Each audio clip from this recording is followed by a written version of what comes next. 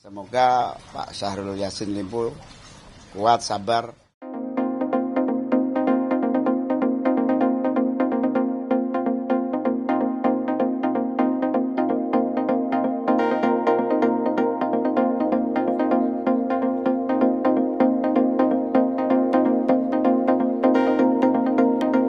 Ya tentu sebagai negara hukum kita tidak bisa berbuat apa-apa.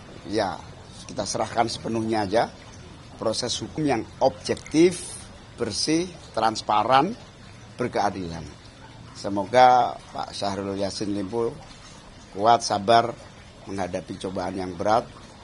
Saya juga berharap semua bekerja dalam koridor hukum yang tegas. Tapi ini akan jadi tantangan tersendiri tidak buat koalisi perubahan ke depannya, apalagi mendekati pendaftaran. Ya, sejauh ini persepsi antar partai memiliki batas-batas. Mana yang bersifat pribadi, mana yang bersifat kelembagaan, mana yang bersifat umum. Nah, karena kami bisa memilah-milah itu, alhamdulillah sih so far tidak mempengaruhi apapun. Jadi posisi koalisi masih solid dan akan terus bersama-sama.